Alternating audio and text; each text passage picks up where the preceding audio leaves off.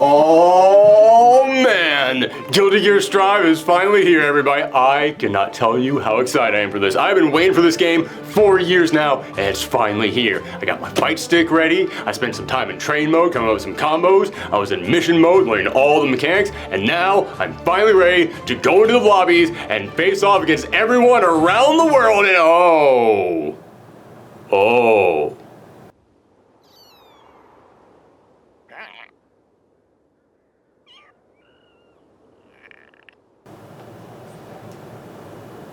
That joke will make a lot more sense to you guys after you watch our video. Here's our review of Guilty Gear Strive. Folks, do I sound happy today? Do I sound like I'm excited? Do I sound like I am overwhelmed with joy to be talking about this game? Well, don't let my jovial tone fool you, because all of this is a lie. I have a problem. A big problem. A problem that I cannot get under control with my own willpower. I am addicted to Guilty Gear Strive. I hop online for one quick match, and next thing I know, the sun is coming up. Every single time that I say one more game, hours just melt away. I might still be playing this right now as I am editing this video. I am. Yes, Guilty Gear Strive is finally here, and I have been a fan of this series since the early 2000s, and I can honestly say this is some of the most fun I have ever had with these games. But that isn't to say that this one is perfect. No, in fact, after putting in a solid chunk of time, I've built up a decent list of complaints, but almost none of that is with the gameplay. Most of it is with little things, little details that are missing from this game, or just decisions that seem perplexing to me. But before I get into all of that, let's talk about the positives, and in a fighting game, the most important thing is the actual combat, and this game feels so good. As I've gotten older, I've started to enjoy just going into training mode and tinkering around to see what works, and this game is so rewarding to just experiment with. I have spent hours in training mode just messing around, and it's exciting. This is one of the most entertaining games to just lab with, and part of that is because there is a massive variety to this roster. This game comes with 15 characters, and normally I'd say that's kind of small, but I give Guilty Gear a pass because I know this is a smaller franchise that in the past has rarely sold very well, so I understand they don't have a huge budget to work with. But more importantly, I give them a pass because these characters all feel immensely different. This is some of the most varied playstyles I've ever seen among a mere 15 characters, and it makes me actually want to experiment and test out everyone. It is rare that I can look at a game and say that no matter who you are, no matter what you want to experiment with, there is a character for you. Do you enjoy grapplers but often find it hard to get in close to your opponent? Choose Potemkin. Do you enjoy puppet fighters with the possibility for lots of mix-ups? Try Zato 1. Are you an overwhelmingly aggressive player who likes to continuously hit buttons? Soul Bad Guy is the man for you. Do you plan on not getting hit ever because you will never stop moving? Have fun with Chip. Are you a crazy person who wants to let the Wheel of Fate decide the battle? Here's Faust. Have you spent the entire year so far retweeting fan art of Lady Dimitrescu? Eno, you're welcome. Do you wake up every single morning and choose violence? Then you pick May, you monster. There are so many great characters to choose, and despite being so different, for a brand new fighting game, this feels shockingly balanced. Well, almost. There are still a handful of problems. And I should probably bring this up right now. I've heard a lot of people saying that this game has been simplified to make things more accessible for casual players. That's currently the big argument that's going on in the FGC. Listen, I'll admit I'm not the best person to weigh in on this because I am the filthy casual that this community is currently mad at. Don't believe me? I thought this was a smart idea. I think the evidence speaks for itself. But that's okay. It is alright to not be the best player out there. It is alright to not make top 8 and spend every hour of your day focusing on getting better at a fighting game, because what's the motto of Thorgi's Arcade? You don't have to be good at fighting games to like fighting games. But just giving it my own 2 cents, it is simpler from the last game, that is true. But the last game was the 3rd game in the Exarch saga, and each installment of that saga got more detailed and more complex with each game, because that's kind of how fighting games work. Whenever a new main installment comes out, they change things up and simplify things to act as a jumping on point. Then, as that main installment grows with new games or new seasons, they make things more complex. So is it simpler? Yes, but people are blowing this way out of proportion. It is not the beginning of the end of what we loved about Guilty Gear. just wait for 2 or 3 seasons of DLC to go by and things are gonna go right back to Crazy Town. But speaking of that balance between simplicity and complexity, I think this game does a great job of threading that needle.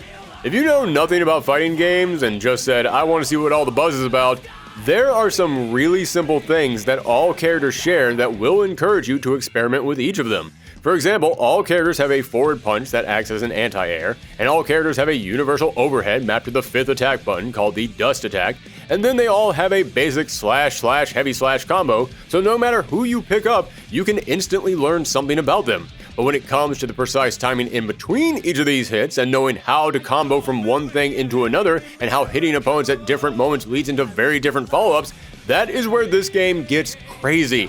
And that's all just your basics. I haven't even mentioned the Roman cancels, a staple of Guilty Gear games, which is essentially an ability where for 1 meter you can cancel out of an action, and if the burst from your cancel hits the opponent, it can slow them down or even send them into the air. So in other words, you can get towards the end of a combo, and on the final hit, activate your Roman cancel, and now your opponent is floating through the air in slow motion as you get to restart your combo all over again. This is where a giant chunk of the customization and variety in this game comes from, because even if everybody out there uses the same bread and butter combos with a character, where you decide to use the Roman cancel and how wide your openings are based on when you hit the opponent, that's what makes these combos completely different, even if you start out pressing the exact same buttons. I've played a lot of matches, and even when I see people using similar combos, everyone still spices it up enough for each player to show off their own personality. And the game looks gorgeous. I don't even think I need to say that, but the presentation of this game is stellar. That's another reason I don't really mind that there's only 15 characters in this game. Yes, that's a small cast, but have you seen the cast? This is the best looking anime fighter in existence. We're all moving on to the PlayStation 5. Guilty Gear is working on PlayStation 8. This looks incredible. You want to know how good this looks? This is not something from a trailer, it's not something from the story mode, this is something that actually happened in one of my matches. Dragon is gone! Ride it! Embrace the light! Ride it! Slap! Honestly, I feel like that's my entire review right there. I don't need to say anything else, just put that clip up. It tells you everything that you need to know. And it's not just the graphics, it's also the presentation. When you hit someone with the right attack at just the right moment, and the camera zooms in and everything slows down and the massive counter appears on screen, you feel like you just did the greatest attack of your life. You land one of these counters, and it doesn't matter what the life bars say, you might as well have your own personal theme song start playing, because it feels like you are about to pull out of your back pocket some crazy final episode of an anime-style comeback. Vortex! Get ready! Tyrant! And the stages look fantastic. When a match starts and the camera is zooming in, I look at what's going on in the background like, Can we all just go and walk around in that world? Forget the fighting, let me just check out what's happening over there. In fact, they implemented a brand new mechanic into this game, wall breaks. At first, these stages are going to feel small, but if you slam into the wall enough times, then the stage will break and you will go flying into a whole other part of the set, which is great because if you're on the attack, you will do major damage with the wall break, and if you're on the defense, then yes, you're going to have to eat a big chunk of damage, but at least now you're free from the corner and you're both reset, giving you a better chance to fight back. And again, it does look great. When you see a character go flying from one stage to the next, I can't believe this is actual gameplay. The people over at Arc Systems are drawing pentagrams and summoning demons out of their PC to make graphics that look this good. And the soundtrack is so freaking stellar. There's only like 2 or 3 tracks in this entire game that aren't absolute bangers. Even characters that I don't care about have songs that make me want to learn them. I have never picked up Kai before, but after I heard his track, I was ready to ride the lightning. I wanted to give him a shot. But all the good looks and great gameplay in the world means nothing if you go online and suddenly everything is a stuttering and crashing mess. And Arc System games are kind of infamous for having terrible connections. It's always been their Achilles heel. But this game uses rollback netcode, and without getting into all the crazy science behind it because I don't fully understand it myself, let's just say that rollback is the best netcode that we have, and it works. It works so well. I can count on one hand how many bad matches I've had, and most of those were against people on the other side of the planet. Everyone else that I play against feel like they're sitting right next to me on the couch. And I've played matches with wired and wireless connections, cannot tell the difference. It is that smooth no matter what, and it feels so damn fun. Again, I'm not great at fighting games, or any game. I'm Commander Scrublord of the SS Butterfingers over here. So I get my butt kicked all the time online, but I don't care because it just feels so great getting actual good connections. I have never played a game in my life where I said, just one more match, so many times and never meant it. I will say just one more match, and then an hour later, I'm on match 12 and we're about to start match 13. However, as good as these matches are, getting to those matches, oh my god. I have no idea how the matches can feel so good and the connections can be so smooth. And yet actually finding a match and navigating through the lobby can feel like wading through the swamp from Neverending Story. Just starting up the game takes 4 solid minutes just to open up the menu. I literally went and made a sandwich one day while I was waiting for the game to load. And when I do make it to the lobbies, I will try to connect with a player and it will tell me it fails to connect 5 times in a row before it finally works on the 6th. And on that 6th time, it runs great. There are no problems at all. The connection is incredibly smooth. So what the hell is the problem those first 5 times? You would think if something failed to load 5 times in a row, something was going wrong. And I guess something was, but it's not the connection, so what the hell is the problem? And you will see other characters' avatars glitching all over the screen. Not in the actual matches with the cutting-edge graphics and crazy high-speed combat and very detailed backgrounds. No, that stuff runs just fine. But apparently the game can't handle these tiny 8-bit figures that look like they escaped from a rejected Atari game. And every single time that I rank up in a match and get sent to the next floor, the game crashes. Every single time. It feels like these matches are a sacred treasure, and these lobbies are the trolls that are guarding them. And what makes it worse is that I played through all the beta tests of this game, and we were out here complaining about all these problems every step of the way, and the most I can say is, I guess it got better. I remember in the first beta test, we didn't even have booths to stand at to show people that we wanted to fight. We just had to go up to a random crowd and hope that someone in there was willing to match up with us, but that's about all they changed. Now there's a sign that says stand here. Aside from that, this still feels like a broken mess and... Okay, let's address the giant whale in the room. I know someone out there probably likes how these little avatars look, but I don't find anything charming about this. I mean, for crying out loud, when these little designs were revealed, the internet actually thought it was an April Fool's joke. But it was real. And I'll give them this, they did do the work to give these little avatars a lot of clothing and emotes to customize them with, but yeah, you can really only dress up a blocky mess so much. And what makes it so upsetting is, this game is missing some stuff that the previous games had, and I can't help but think that they removed some of that stuff so they could have time to focus on these little avatar guys that not a lot of people actually like. For example, in previous games, there was a fishing mechanic where you could get stuff to customize your avatar, artwork, but probably the most fun thing that you could unlock were these little figures for each character, and you could pose them around, change their expression and colors. It was a fun, cool little thing to add in there. And Strive, the fishing mechanic, is still here, but now every time that I fish, all I get is just avatar customizations. I mean, yes, there are a few pieces of artwork that you can unlock, and you can get songs to play in matches, which is nice, but 90% of what you get is just customization for these tiny block people. And I can't help but think, I would trade all those extra customizations to have the figures back. They were much more interesting. And as long as we're talking about stuff missing from the last game, instant kills are gone. One of the most iconic parts of this franchise are gone. One of the coolest elements of any fighting game ever, they're just not here anymore. Don't get me wrong, there are still some great looking supers, but nothing that compares to the over-the-top instant kills from the previous games. Near as I can tell, they were removed because they're not tournament friendly and... Seriously? Don't worry about that, people play tournament level competitive Gang Beast. If you have a game where 2 people face off, there will be tournaments around it. Hell, at the moment we're all still trapped inside of our houses, and you're the only game out there right now that actually has good online connections. You can make this game nothing but instant kills, and people would still be holding tournaments around it. And that's not the only thing that's missing. If you want to learn the game's mechanics, then they have Mission Mode, which goes into a lot of detail about all the little aspects of this game. But there's no Trials Mode. If you want to learn special combos for each character, that mode isn't here. Instead, there are 5 difficulty levels for the missions, and each level has 1 trial for each character. So you can really only learn basic stuff for each of them. Plus, you know how if you see a trial that has like 6 parts to it, and you think, okay, those last 3 parts look tough, so let me practice steps 4, 5, and 6 before I attempt this entire thing.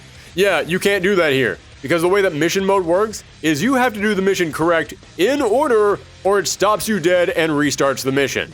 So you can't practice parts of this trial to prepare for it, you just have to do it correct from the start. This is one of the biggest head scratchers from this entire game. Like I said, I can understand the reasoning behind taking out instant kills. I can understand taking out the little figures. I don't agree with the reasoning behind it, but I can understand the reasoning. I have no idea why you would remove the thing that would help new players learn how to play your game when the entire point of this game is to try and bring in new players. Instead, you hid Trials Mode inside of a completely different mode, a mode that discourages you from experimenting with the trials. But most of that is stuff that is missing from the previous games. If you're new to this franchise, then you probably won't care all that much. But as I said, the online, despite the bad lobbies, still has really good connection. But what if you don't want to play online? Well, then your single-player content is pretty limited. There is a 5-hour-long story mode, but that's not really single-player content because that's not actually gameplay. Don't get me wrong, I actually like this story. If you are a Guilty Gear fan, it's a great salute to these characters, and it's easily the best written story that they've done so far. And hey, get ready for my most controversial opinion of the entire episode. I actually really like the English dub. This is one of the only times that Guilty Gear has ever had an English dub, and I think it's probably the best attempt they've ever done. I think that everyone in this cast did a pretty darn good job. But in terms of actual single-player gameplay, all you really have is the arcade mode. I wish there was a bit more variety in here, but at least this arcade mode does have some replayability to it because it consists of 7 regular matches and then a boss fight. However, if you manage to make it through all 7 regular fights and the boss match without losing a single round, not a match, but a single round, if you manage to get through all 8 of these matches without a single loss, then you unlock the secret 9th boss fight, and that is next to impossible to achieve. So yeah, you probably will play through this arcade ladder multiple times trying to unlock that fight, but I would have preferred some different modes rather than just giving me the one mode and saying, here, slam your head against this wall over and over until you figure it out. So yes, there are still a lot of kinks that need to be hammered out. The lobby system is massively flawed, and there are lots of cool modes and bonus features that previous games had that are absent in this game, leaving it feeling a bit light on content. However, the important thing is the combat, and I think this thing plays like a masterpiece. I've had some of the most fun I have ever had with a fighting game just tinkering around in the training mode and was spending hours upon hours in online matches. Yes, the lobbies make it a pain in the butt to find games, but when you actually do find one, it was all worth it. So, listen, this is normally the part of the review where I give the game a score, but a lot of other YouTubers, they've stopped giving games scores, and I kind of have to agree with that method because after thinking about it, I've realized I only really review games that I absolutely love, so there's not really a lot of point in giving a game a score if I'm just going to give everything 8s and 9s and 10s. But listen, you have watched the review, you know how much I love this thing, it does not need a score. So yeah, if you have not checked this game out and you're at all interested in it, go out there and take a look. And I gotta say, as someone who's been a fan of this franchise for the longest time, this has never been a franchise that has sold well. It's never sold on the level of Street Fighter or Tekken. But I've been looking around the internet, everyone is playing this right now. Everyone is talking about this right now. It's selling incredibly well so far. And again, as someone who has just been a big follower of this series for the longest time, it feels so good to know that these developers are finally seeing the success that they have earned. So yes, Guilty Gear Strive is a great game. You know, it's kind of weird without us actually giving this a score. Feels kind of anticlimactic. Feels like I need something to go out on. Huh! Cunt! Yes, oh god! No! More dolphins! Oh god! 4P! 4P!